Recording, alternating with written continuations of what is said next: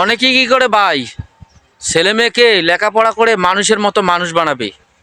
সেই ছেলে মেয়ে লেখাপড়া করে যদি মানুষ না হয়ে অমানুষ হয়ে যায়, তখন কি হবে?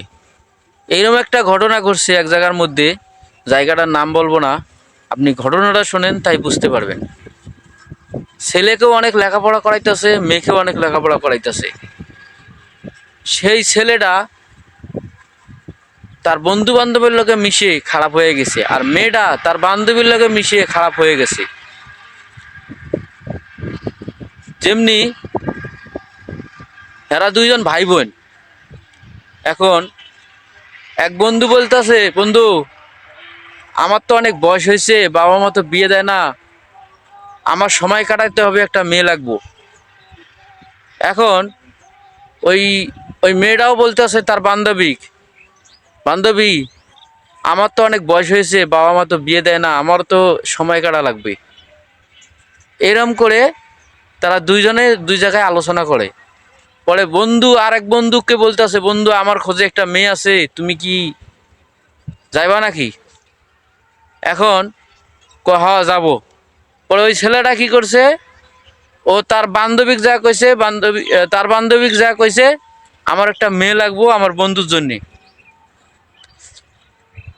পরে সে যায়া ওই ছেলেটা ওই মেয়েটা যা বলতেছে, বান্ধবী বলতে, বান্ধবী কইছে হ আমার খোঁজে তো আছে, এমন একটা মেয়ে আছে। ছেলে কীরকম? বলতেছে ছেলে ভালো। মেয়েটাকে যা বলছে মেয়েটাও রাজি হয়ে গেছে, ছেলেটাও রাজি হয়ে গেছে। তারপরে কি ঘটনা ঘটলো আপনারা দেখেন। তারা দুইজন ভাই বোন। তারপরে মেয়েটাকে বললো, ছেলেটাকে বললো, রাজি হয়ে গেল।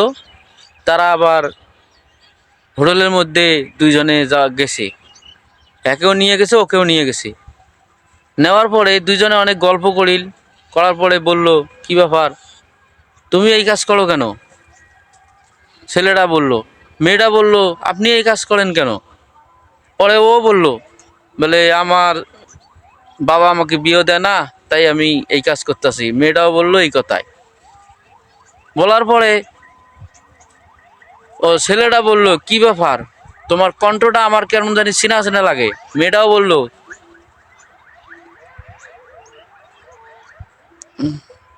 মানে আড়াল থেকে আর কি।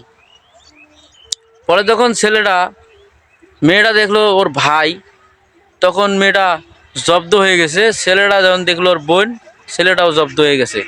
আসলে ভাই, এইসব কাজ করা ভালো না। বাবা মা লেখাপড়া করে মানুষের মতো মানুষ বানায়, আর আপনারা যদি এরকম করেন, তাহলে নিজের মান সম্মানের দিকে একটু খেয়াল করে দেখেন, নিজের মান সম্মানে যাইতেছে।